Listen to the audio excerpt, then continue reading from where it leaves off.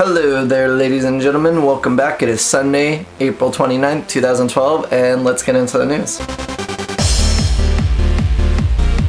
Alright, so before we get into this week's news, I just want to talk about last week's news and the Google Drive story that I covered. So Google Drive launched this week, and it has lived up to my expectations. It feels just like the Dropbox app on both the PC and the Android, and it works very nicely. The cool thing about Google Drive is they're giving you 5 gigabytes off the bat to start for free, and you could also pay for more.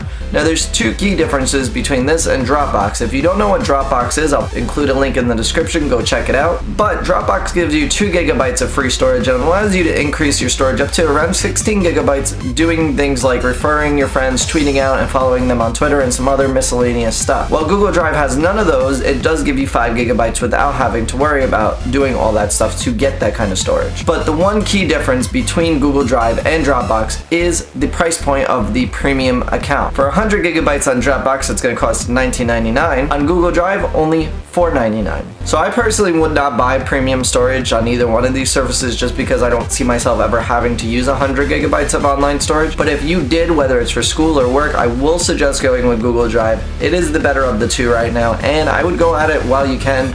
Google may increase the prices, you never know, but for $4.99 a month you get 100 gigabytes. There's just no better choice out there to me. But with that said, let's move on to our first story. So our first story isn't much of a story, more or less, than I want to tell you guys about it. If you haven't heard, the Avengers comes out May 4th, Friday, this week coming up, and I am absolutely excited for it. Why am I excited for it? Well, I love Iron Man, I love the Hulk. I didn't see the Thor movie just because I wasn't ever into the Thor movie, but I'm gonna watch it sometime this week before the actual movie comes out because I want to actually see all the backstories to all the characters. And then, of course, Captain America, awesome movie, fantastic job, and I think bringing all 4 of them together is gonna be amazing. However, I have one complaint, and that is the fact that Hulk is not going to be played by Edward Norton, who played it in the previous Hulk movie. And if you did not know the backstory to the Hulk movies, is there was one in 2003, I believe, that kind of bombed it. They had about 80% of the movie just story that kind of sucked, and then you saw about 20% of Hulk footage, and then Edward Norton and new producers kind of remade the movie and made it better because of the first one bombing so bad, and they definitely did a good job. And plus, I like Edward Norton. I think he's a great actor. I loved a lot of his movies, and a lot of people say I look like him. I don't get it. I don't know.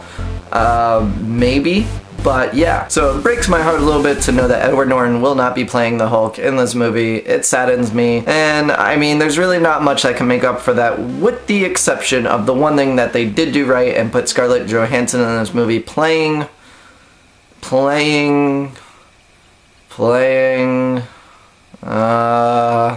don't know who she's playing. But she looks amazing in this outfit, and that'll be awesome. On top of that, if you haven't seen the trailer that most recently came out for this movie, I'll include this little clip right here. That's what we call ourselves. Earth's mightiest heroes type thing. I have an army. We have a Hulk. And that is by far the best line in the movie so far that I've seen, because that is amazing. And that's the end of the story. So pretty much go watch this movie. It's got Scarlett Johansson and a bunch of awesome stuff, and I'm gonna go see it probably midnight. Even though I have work probably at 4 a.m. I might just stay up the whole night and go see this. So let's move on to our next story. So our next story is a little bit of gaming news. A few different stories have come out this week, and let's just get into it. So the next Call of Duty installment has been announced, and that is no other than Black Ops 2. There has been very little news related to this topic, and the only thing that we know for sure is it's coming out November 13th from what they've said so far. So next up in our gaming news, we have PlayStation, and PlayStation has pulled kind of one of these. Hey Nintendo, hey, I hear you got a pretty cool game called Super Smash Brothers. We want to play too. Can we put like characters from our games in your game? Like Kratos and Sweet Tooth? We can't? Why not? Oh, but it's an awesome game. We want to be a part of that. Oh, forget you. You know what? We're just gonna make our own game. We're gonna make it better. People are gonna be saying Smash Brothers what? We don't even know what that is, because we got PlayStation Royale or Battle Royale or whatever we decide to call it. All I know, it's not gonna look like your shitty game, and it's gonna look like our awesome game, because you know PS3's got that Blu-ray graphics, and you're gonna kiss our butt. That is what PlayStation has done. They have corrupted Super Smash Bros. They are now stealing the ideas from Super Smash Bros. And implementing it into a PlayStation game. Now, okay, alright, don't get me wrong, it's a cool idea. I love beating the shit out of each other with different Nintendo characters, and I'm sure that it'll be a lot of fun beating the shit out of each other with different PlayStation characters. So my only question is, when is Xbox going to come out with one? Because I would love to take Master Chief and the main character from Fable and just beat the living shit out of each other with those characters. I don't really know of any other Xbox exclusive titles that this could be used with, but just make a game with Master Chief beating the shit out of other characters. That would be awesome. Master Chief is like my favorite character of all time, and Halo 4 is coming out soon, and I am going to waste my entire life for those first 6 to 8 weeks on that game. I probably will not make a video in between that time because my mind will be being absorbed into Halo 4. Just say. So the last gaming news tidbit comes from Crysis 3, and while I never played Crysis 1, I did play a little bit of Crysis 2. Crysis 3 looks amazing. Why, might you ask? Well, simply this. It's a bow and arrow that just looks fantastic, and I cannot wait to play this game. I'm just so excited for this. I don't even know why.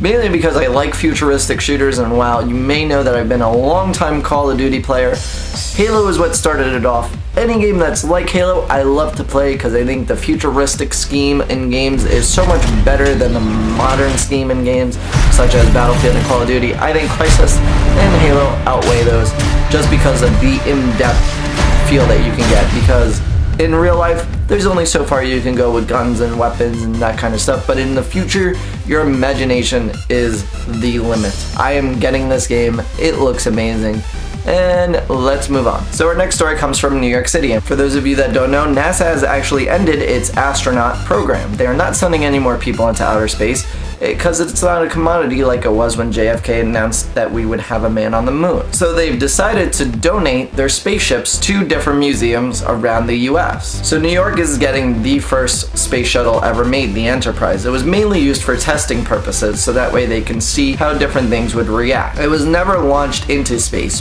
but it was the prototype for the entire space program. So on Friday, the Enterprise sat on top of the back of a 747 and flew around New York City before making its stop at JFK Airport. So in June, the Enterprise will actually make its way to the Intrepid Air, Space and Sea Museum in New York City. If you have never been to the museum or New York City in general, if you do come to New York City, make sure you check out the Intrepid. It is one of probably the best things that you could check out here in New York City. I went on it actually for the first time a few months ago, and it was absolutely amazing. You get to go inside of a submarine, you get to go inside of an actual aircraft carrier, look around.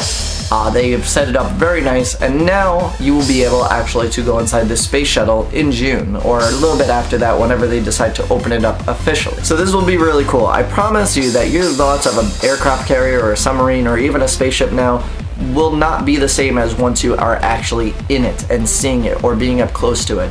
When I went on the submarine and when I went on the aircraft carrier, it was absolutely mind-blowing. It was amazing, probably the coolest thing I've ever been on, and it's really an amazing piece of machinery. With that said, I will be right there as soon as the spaceship is officially part of the exhibit and you are actually able to go on it. I think it's amazing. I want to check it out. I want to see it firsthand, and it's just an experience that I think everybody should experience. But not only that, there's also 3 other spaceships that will be around the US. So for the 3 other spaceships, the Discovery is going to the Smithsonian in Washington, D.C., the Endeavour will be in Los Angeles, and the Atlantis will make its way to the Kennedy Space Center in Florida. So all in all, I think this will be very cool. Tell me if you think you would actually go on the spaceship now that you have an opportunity. Will you go, or is that not for you?